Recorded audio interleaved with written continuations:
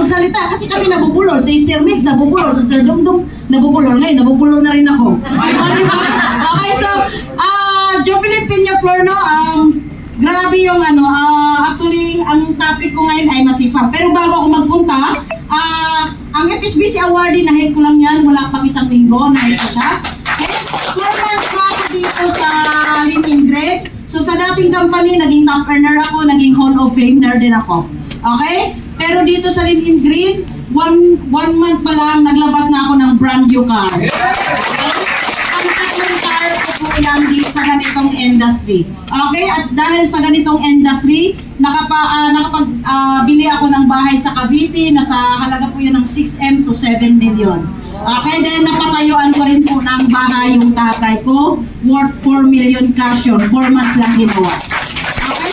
So, bakit ito sinabi? Actually, meron pa akong commercial building, two-story, dahil lang po sa ganitong business. Okay? So, bakit ito pinikwento?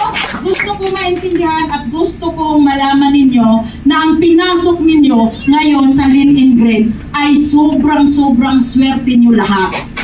Right?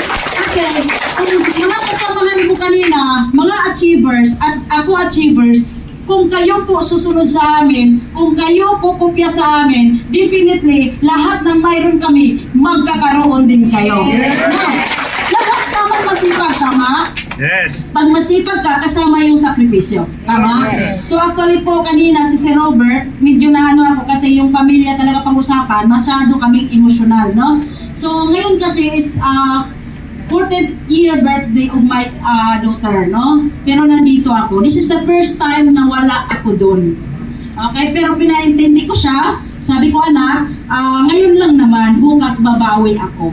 Kasi may mga bagay talaga na dapat nating isakripisyo kapalit para makuha yung pangarap natin. Yes. Pero hindi ibig sabihin yung sakripisyo na yan lifetime. Tama ba ako? So maraming sakripisyo tayong gagawin. Oras, wala kang oras. Kasi naalala ko that time yung anak ko, no, na pumasok ako sa ganitong industry, medyo ayokong seryosohin kasi iyak ako.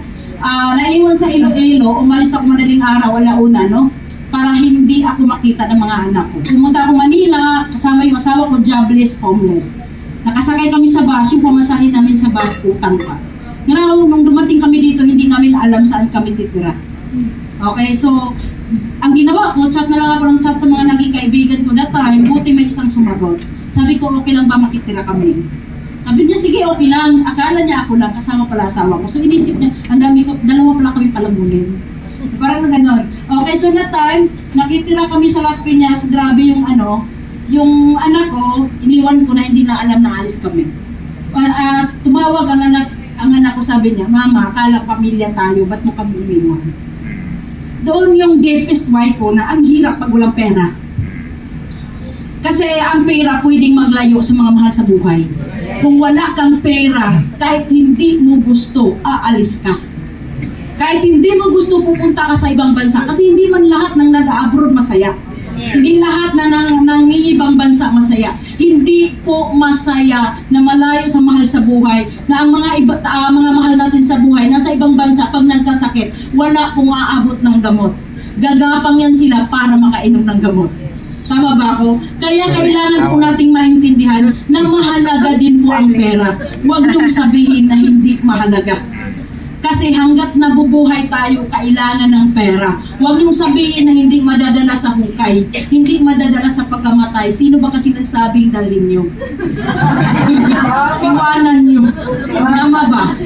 Okay? So iwanan niyo kasi ang kayamanan, kayang ipamana, ang kahirapan, kaya din ipamana. So kung ikaw nagmamahal sa pamilya mo, ano ang dapat mong ipamana? Kahirapan, kayamanan. Kayamanan. Ngayon, maraming tao na nagsisipag. Masipag, tama? Yes. Maraming tao na nagsisipag. Lahat naman masipag nandito sa loob na to. Pero, minsan, itong sipag natin, hindi natin nailagay sa tama. Kasi maraming tao na masisipag, pero hindi umaman. Tama ba ako? Yes. Farmers, masisipag? Yes. Mayaman ba? Yes. Jeepney driver, masipag? Yes. Mayaman ba? Yes. Pero, kasi bakit? Wala itong right system. Dapat magkakaroon ito ng right system.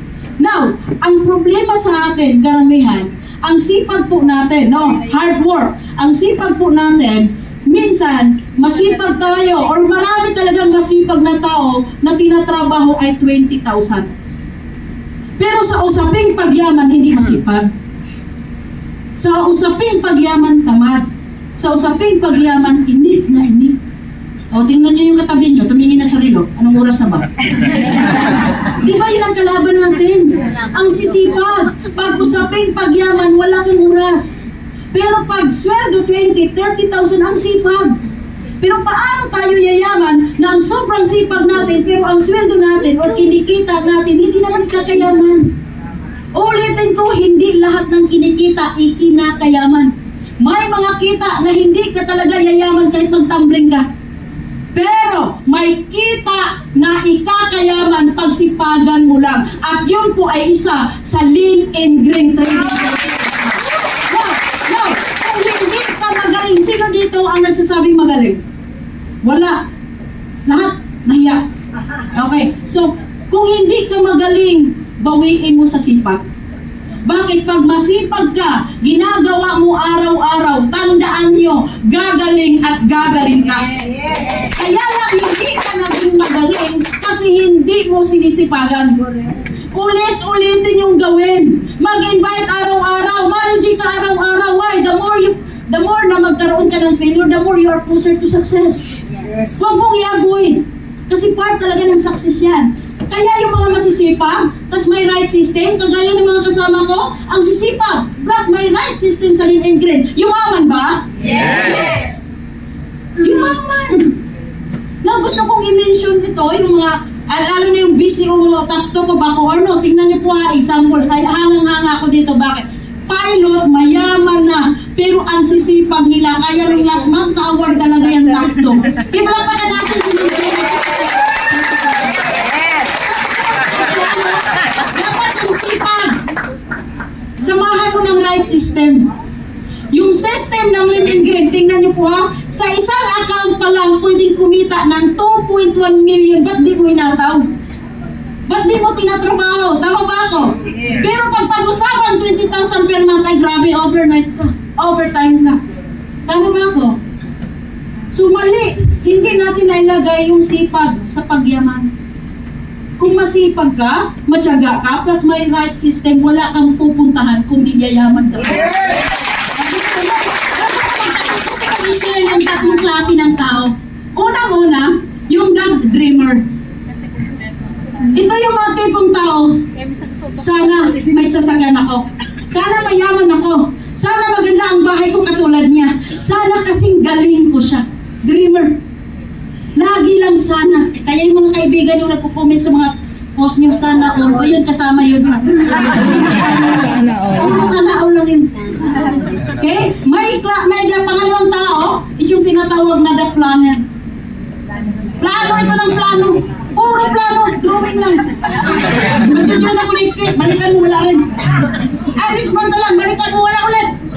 Puro plano to. Yung tinatawag na drawing, sa version pa lang, ano ko, sumaling ba? Sumaling. Planner, puro plano, pero hindi ginagawa. Pero itong pinakamatindi, pangatlong klase ng tao, the doer. Ito yung sobrang lupet ng tao. Bakit? Ginagawa na niya, tinatrabaho yung pinapangarap niya, at pinaplano niya paano makuha ang lahat ng gusto niya. Yes! Nasa sa inyo, okay? Kung ikaw may pangarap ka na, tapos pinaplano mo pa, tapos hinata mo, ginagawa mo, wala kang pupuntahan, kundi pagyaman. Okay? So sa mga hindi, medyo nakarelate sa akin na sobrang talaga sa pamilya, grabe, masakit po talaga, walang pera. Sa totoo lang po, yung mga kagaya ko, yung hindi pa uso ang mukha, ay grabe. Grabe talaga, nung wala akong pera, wala talaga sa uso ang mukha ko that time, nung wala akong pera. Sino yung wala sa uso? Ang mukha. At galit nyo po, bilisan nyo. Kailangan nyo magkapera kasi bakit? Maniwala kayo sa hindi. Wala mang uso ang mukha mo ngayon, pero pag mayaman ka, usong-uso na yan. Why? Kaya kang payaman ka dahil ng pera. Ngayon, kung gwapo ka, at maganda ka, at manatili kang mahirap, aba, antay-antay mo, papangit ka din. Wala mas mga